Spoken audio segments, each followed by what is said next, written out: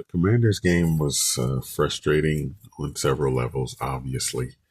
But this game reminded me of how important Jaden Daniels is, just from an IQ perspective. Not that Mariota did a bad job. He did as well as you could have hoped, um, considering the circumstances, being on the road, scoring 27 points. That's cool.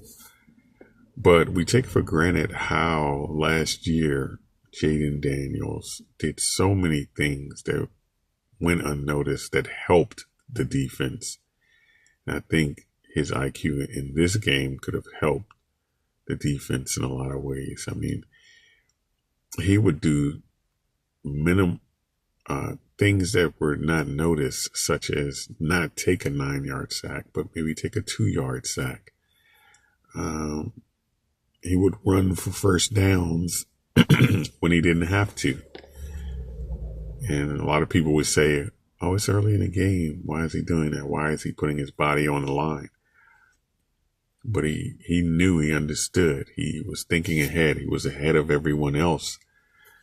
And then a lot of the things he did mitigated a lot of what the other team wanted to do. It kept certain offenses off the field. Just think about the Detroit game. They needed every bit of the time that they had on the field to keep Detroit from taking over the game, even though the Commanders won the game. And it was just little things that he does that would win these types of games that they played yesterday. The defense, of course, played poorly, but what was disappointing to me is Trey Amos had, I believe, his worst game. I'm not sure if he's still gimpy on that ankle and can't pivot and move the way that he typically moves. But the game for him was not as sharp as I would expect. And still, he wasn't horrible. He wasn't one of those players that got burnt, over the top and stuff like that, like Lattimore did. I was on YouTube, I was on Twitter, and there was somebody put up a stat, and it said that Lattimore has been targeted 20 times. 11 were completions and 6 were penalties on him. I mean, that's not going to get it done. That's just not going to get it done. And for me, he is a backup at best. And you can't tell me he's one of the top 2 corners on the team. But I'm not going to go after him per se. Some people say it's the scheme. Some people say it's the players. I think, of course, it's a little bit of both. Also, Jeremy Reeves, he was not up to par this game. I thought he would come in and show out a little bit, and great effort chasing down Bijan Robinson. But other than that, there were some missed tackles. There were some out of position plays by him. Javon Kinlaw makes 1 to 2, maybe 3 outstanding plays each game. But other times he seems like he's taking a break or something. But still, those 2 to 3 good plays, outstanding plays a game, can wreck a game if you do it at the right time. And that's the thing. He has not shown the ability to do those things at the right time when you most need it. And that's frustrating. Deron Payne, I don't remember seeing him much. I saw him on the top of a pile after the fact a couple times. But where was he? He was almost missing in action. So offenses know, okay, we can generate big plays when we need to. And that's a scary thing. Like, Bobby Wagner does not like to come out. So what we need to do is either by formation or by play design, have all of the receivers clear out one side of the field, run a back or a tight end behind that to isolate Bobby Wagner, and you'll get a big play every time. Just so happens they have one of the best running backs in the league. Just so happens they have one of the most athletic tight ends in the league. So,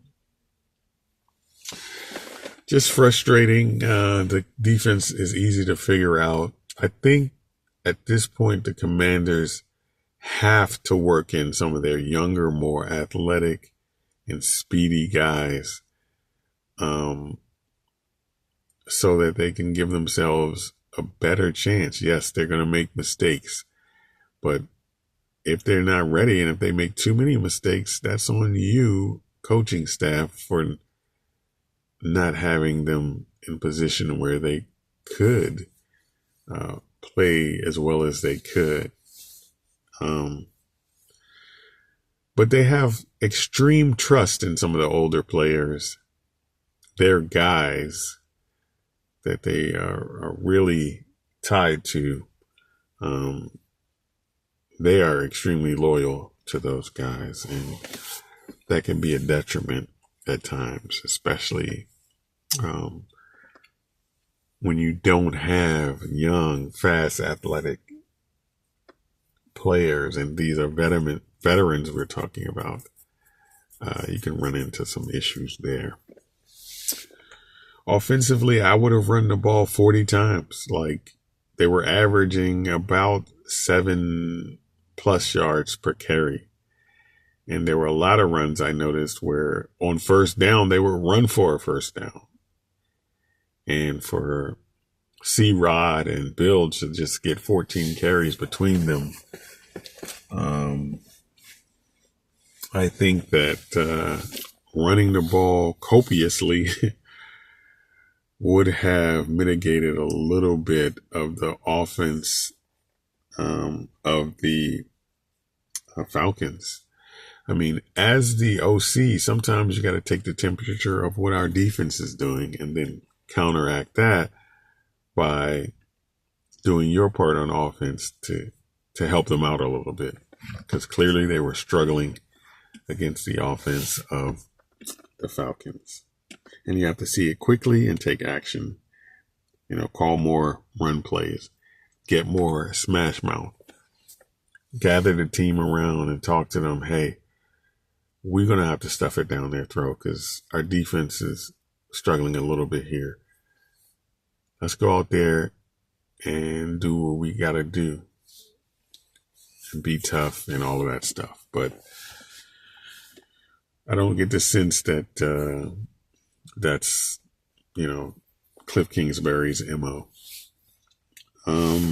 So looking forward to getting Jaden back. I just think they need another receiver, even with Terry. This team needs more playmakers. They need more youth. And, the playmakers they have, Jaden, Debo, Bill, and then everybody else, they may have good players. Terry is a good player. He's a Pro Bowler.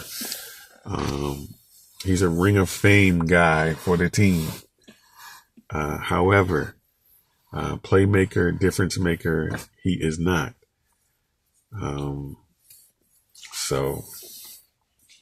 But this isn't about Terry. This isn't bashing Terry because I like Terry. But I'm just, calling it like it is. And I just think everyone can see it except the coaching staff. They're blinded by their faith and trust in quote unquote their guys. And so, I mean, even Tay Martin was signed as an undrafted free agent in San Francisco. So you got to step outside of the box a little bit, get some of these young guys in, let them go to work, mix them in some. Luvu has not been playing well. And right now he doesn't even look good. So we got to get him back to one so that he can start making plays, play with his hair on fire, like everybody says.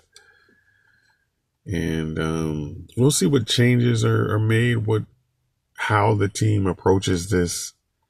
But you have people like Bobby Wagner, who never comes off the field and does not want to come off the field. And some say he's earned that right, but for the betterment of the team, they need to get some of these younger guys in here who can cover in space, who can rally to the ball, make some tackles. And yes, I know that Bobby led the team in tackles, but you know what I'm talking about. So it would be nice if the Commanders could eke out a win next week and get this thing rolling, but not at the current state that they're in. There are some fundamental changes they have to make, and they have to get certain people up to speed as quickly as possible. So we'll see what happens. So that's all I got. Thank you. I appreciate it.